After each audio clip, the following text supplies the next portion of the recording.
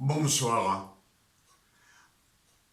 à tous mes frères en Christ et à toutes mes sœurs en Christ, bonsoir. Bienvenue, peuple de Dieu, et bienvenue dans l'église des révélations. Une fois de plus, je suis parmi vous et je me réjouis, comme je vous le dis, à chaque fois, je le répète, que je suis heureux parce que je vois que vous venez de plus en plus prendre connaissance des nouvelles révélations que le Père éternel nous donne dans cette année 2025. C'est pour cela que je vous salue au nom de notre Père éternel et je vous salue au nom de notre Sauveur Emmanuel le Christ. Comme je vous ai dit beaucoup de fois que Emmanuel, c'est le vrai nom que le Père éternel a donné au Fils de la Vierge Marie. Amen. C'est pour cela que les Écritures nous le disent, afin que nous pouvions mémoriser ce nom, Emmanuel, Dieu parmi nous. C'est lui qui est venu sur la terre pour sauver toute sa création. Amen. On sait que dans les Écritures, dans la Sainte Bible, il est écrit Jésus, le Fils de Dieu.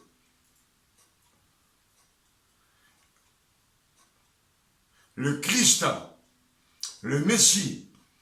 Mais tous ces noms, ce soir, on va parler un peu de l'hébreu. Dans l'hébreu, chaque nom, c'est une phrase. Amen. Alors je vous demande d'être attentif. Je vous le dis toujours, d'être attentif à ce qu'on va écouter, à ce qu'on va lire ensemble, afin que le Père éternel nous donne des révélations à 100%. On va les recevoir ce soir et le Père éternel, dans sa miséricorde, il va nous donner beaucoup de révélations ce soir dans cette année 2025. Amen. Bien, on va commencer par Emmanuel. Emmanuel, c'est une phrase en hébreu. Et quand on la traduit dans la langue latine, elle se révèle à nous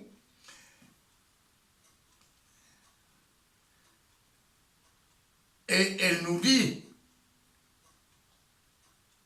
que c'est Dieu parmi nous. Dieu parmi nous, c'est une phrase.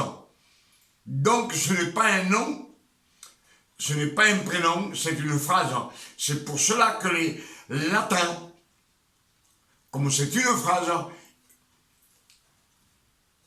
ils l'ont supprimé, ils ont mis Jésus à la place. Amen. Dans les Écritures, nous avons Jésus, le Fils de Dieu. Mais tout de suite, je vous dis que Matthieu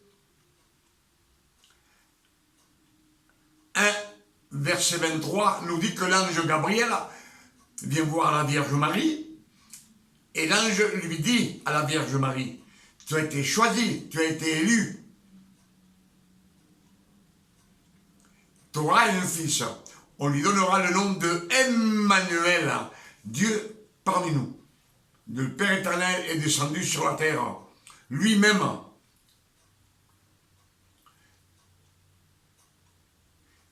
Et Ésaïe nous le confirme. Ésaïe 7, verset 14, nous dit « La Vierge aura un fils et on lui donnera le nom de Emmanuel, Dieu parmi nous. » Amen. C'est toujours le Père éternel qui est parmi nous. On sait que la parole a été faite chair, elle a été mise dans un corps d'homme, de chair et de sang comme vous et moi. C'est l'élu. L'élu. Amen.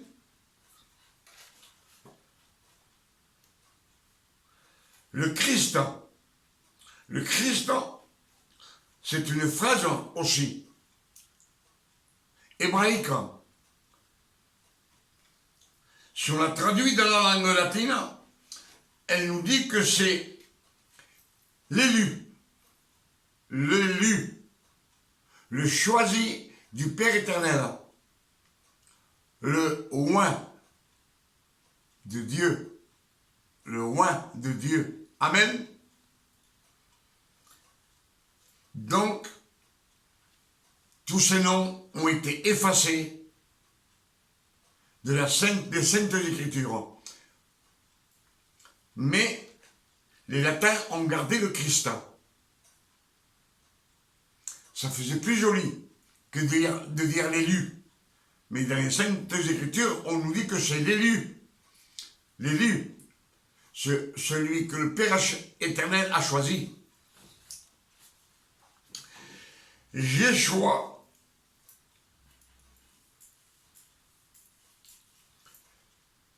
Yeshua, c'est une phrase latine, un nom latin.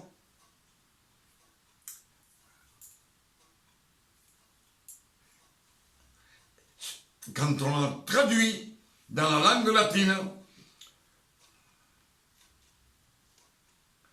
nous dit que cela veut dire le sauveur,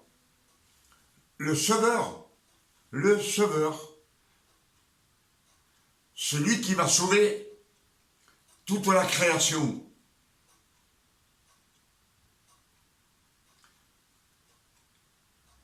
C'est pas Jésus. Yeshua veut pas dire Jésus, veut dire le sauveur. Amen. Je veux que vous graviez ça dans vos mémoires. Le Messie, c'est un nom hébreu qui veut vouloir dire le libérateur, celui qui doit venir libérer la Palestine de la domination des Romains. Car en cherchant dans l'histoire du monde, les Écritures nous disent, l'histoire, que 63 années avant la naissance du Christ, la Palestine, les 12 tribus d'Israël,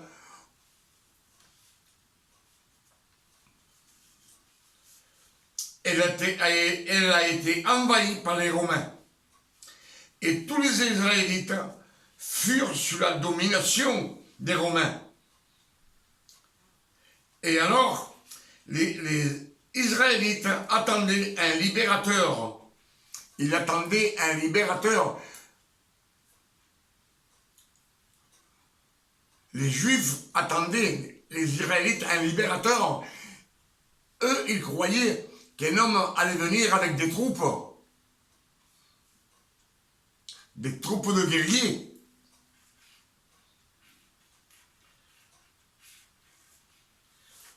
Avec une grande armée pour vaincre les Romains.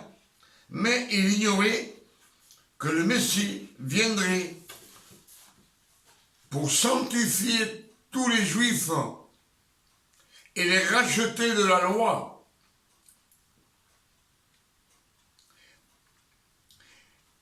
et pour sauver le monde entier.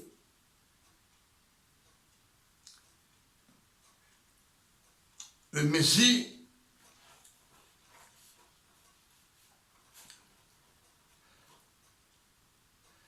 il avait choisi un homme que Dieu avait choisi. Dieu l'avait choisi. Et que Dieu prendrait possession de cet homme de chair et de sang, le fils de la Vierge Marie, dont le Père éternel, il mit tout son pouvoir sur cet homme. C'est pour cela qu'il dit,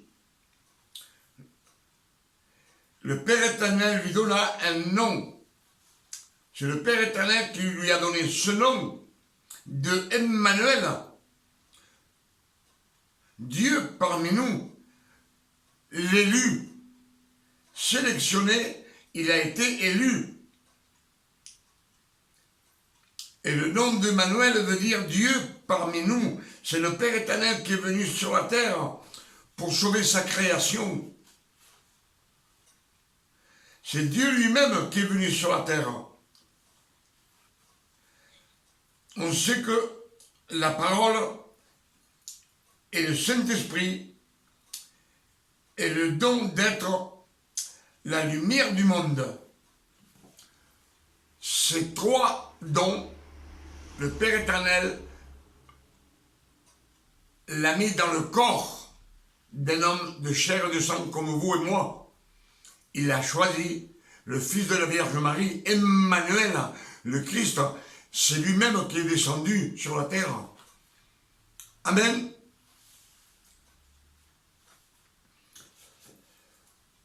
C'est pour cela que je vous dis, Ésaïe 49, verset 6, Dieu dit à Emmanuel, c'est peu que tu sois mon serviteur pour relever les tribus de Jacob et pour ramener le reste d'Israël. Je t'établis pour être la lumière des nations, pour porter mon salut jusqu'aux extrémités de la terre. Amen. C'est ce qui nous dit Ésaïe 49, verset 6, que le Père éternel, Dieu, dit à Emmanuel, le Christ, c'est peu que tu sois mon serviteur pour relever les tribus de Jacob et pour ramener le reste d'Israël. Je t'établis pour être la lumière des nations, la lumière du monde, pour porter mon salut jusqu'aux extrémités de la terre. C'est pour cela que Ésaïe 42, verset 1, le Père éternel nous dit, je vous envoie mon serviteur. Amen. Je le soutiendrai, je l'aiderai. En lui, j'ai mis mon esprit. Et lui, il annoncera la justice de Dieu dans tous les peuples. Dans tous les peuples, c'est-à-dire dans le monde entier. Amen.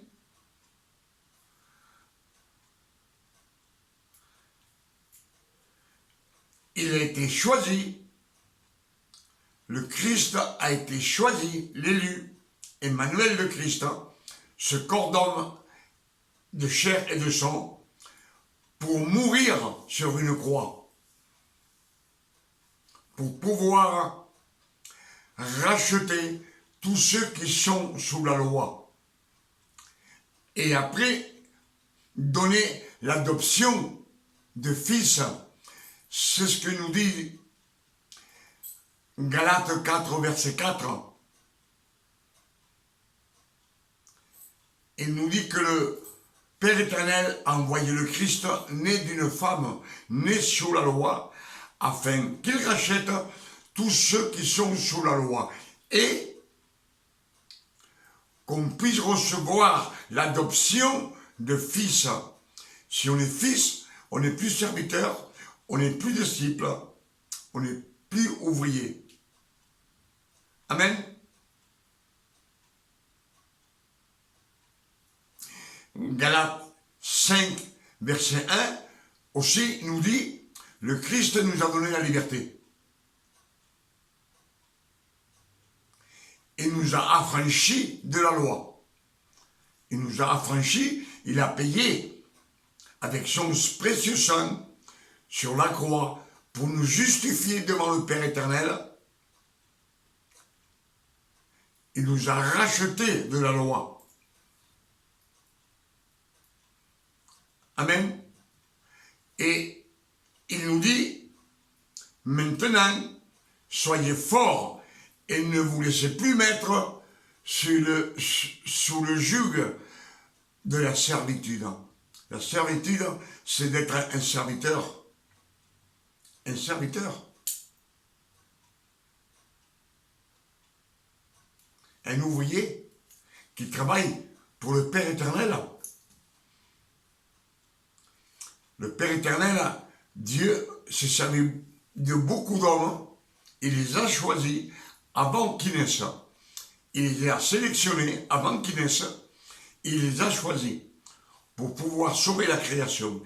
Il a choisi aussi beaucoup d'âmes, de femmes, telles que la Vierge Marie a été choisie parmi autant de femmes. C'était la descendance de Jacob. Amen. Le Père éternel, il s'est servi de beaucoup de personnes pour reprendre la création. On dit toujours, nous sommes des fils de Dieu. Le Père éternel, il a créé les anges. C'est pas ses fils, c'est sa création. Il a créé l'homme et la femme. Ils n'ont même pas de nom de la création.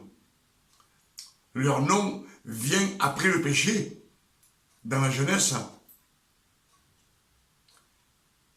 C'est une espèce qu'il a créé, l'homme et la femme. Amen.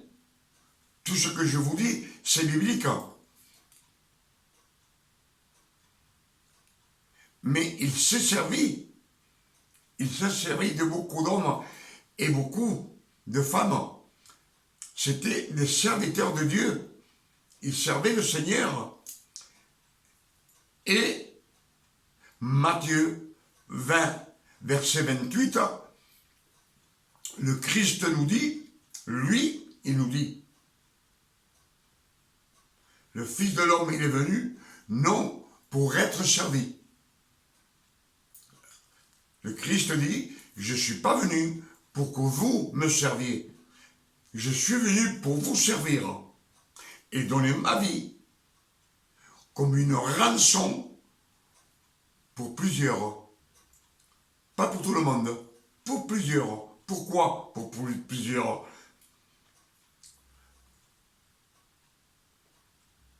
Lui, il est mort sur la croix, il nous a rachetés. Mais comme nous avons le libre arbitre, nous avons le libre arbitre de faire ce qu'on veut. Pour ça, dans les Écritures, il nous conseille de méditer les Écritures nuit et jour. Méditer les Écritures nuit et jour, afin de se remplir de la parole, de l'eau de la parole qui donne la vie, et pouvoir la prêcher après au monde entier, les révélations qu'il va nous donner. Tout celui qui mélange la grâce et la loi, c'est bien pareil. C'est écrit dans les Écritures. Il nous dit bien qu'on ne peut pas mettre du vin nouveau dans une vieille outre. La vieille outre, c'est une personne qui n'est pas née de nouveau.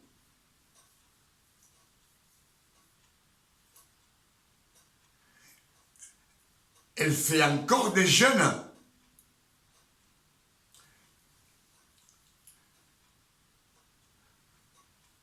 Deux, trois jours sans manger.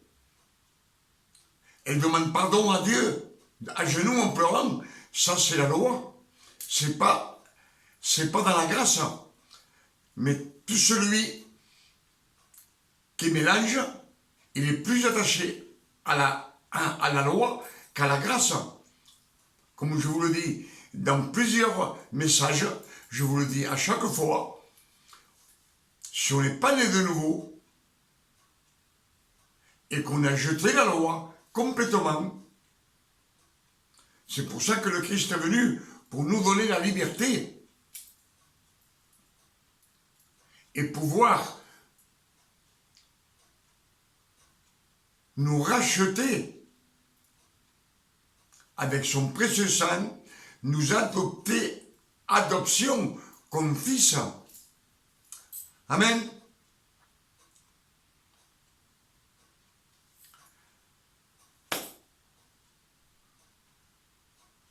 Même le Christ, il a été sélectionné et il a été choisi. C'est pour cela que dans Romains 8, il nous dit, le Christ a été le premier-né d'entre ses frères. Lui a été le premier fils adopté par le Père éternel.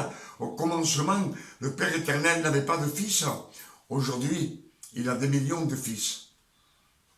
Que le nom de Dieu soit béni et glorifié, parce qu'il y en a beaucoup qui ont jeté la loi. Il ne se sert plus de la loi. Dans la loi, on vous dit, si votre main est une cause de perte, coupez-la. Si votre œil droit, toujours, ce qui vous domine, arrachez-le. Et le Christ nous dit, venez à moi, vous qui êtes fatigués et chargés, moi, je vous donnerai du repos. Lui, c'est lui. Dans la grâce, c'est la grâce qui nous enlève tous nos défauts. On est libre du péché. Il nous a, après sa résurrection, il a pardonné tous nos péchés et il nous a rachetés de la mort, parce que sous la loi, tout celui qui meurt sous la loi n'est pas sauvé. Je le dis parce que c'est écrit dans les Écritures. Jean 3, dans le verset 5, nous dit, dans le verset 1, Jean 3, verset 1, nous dit que Nicodème vient de nuit voir le Christ.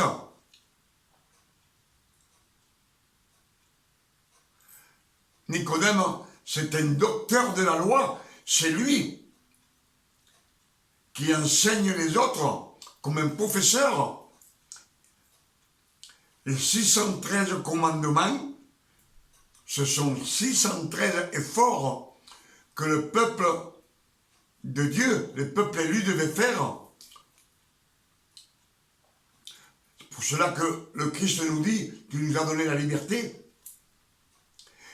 Et le Christ dit à Nicodème, si tu ne renais de l'eau et de l'esprit, tu ne rentreras pas au royaume de Dieu. S'il reste dans la loi, c'est ce qu'il nous dit l'Écriture.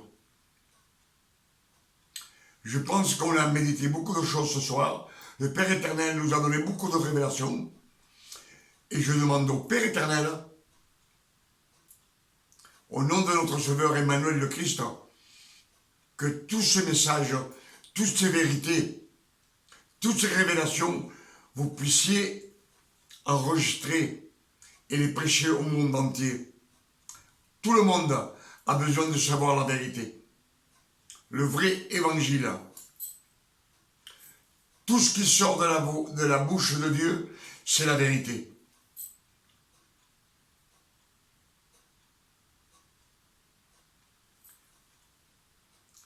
Amen.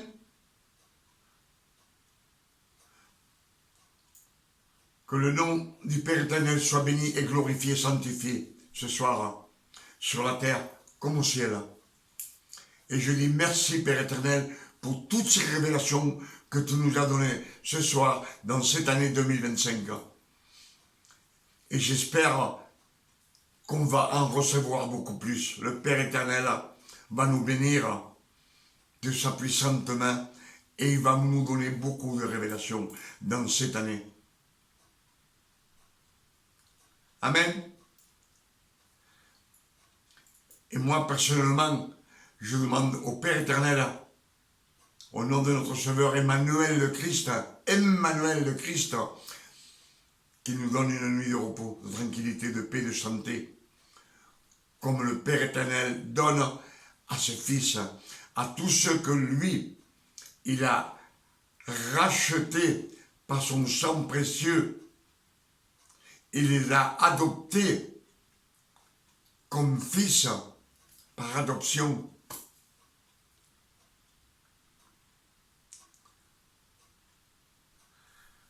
Que ce message puisse faire tomber les écailles que nous avons dans les yeux et les bouchons que nous avons dans les oreilles, afin qu'on puisse voir clair dans la lumière,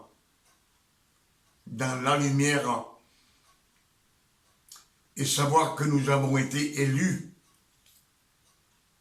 Amen. Dans les ténèbres, on ne voit rien. Tout est clair dans la lumière. Et le Christ dit, je suis la lumière du monde. Celui qui me suit ne marchera jamais dans la lumière, dans les ténèbres. Je suis la lumière du monde. Celui qui me suit ne marchera jamais dans les ténèbres, mais il aura la lumière de la vie. C'est ce que nous dit Jean 8, verset 12. Et c'est ce que je demande au Père éternel pour vous et pour vos familles, et pour moi et pour mes familles, et pour tous mes frères en Christ et mes sœurs en Christ. À demain, si le Père éternel nous le permet. Que Dieu vous garde et vous bénisse. Et qu'il vous donne beaucoup de révélations pour que vous les prêchiez au monde entier et que le monde entier sache la vérité, que c'est le Père éternel qui est venu sur la terre lui-même pour sauver la création, choisir. C'est pour cela les Écritures nous disent il y aura beaucoup d'appelés et peu d'élus. Peu d'élus. C'est qu'il y a une sélection. Que Dieu vous bénisse et vous garde. Amen.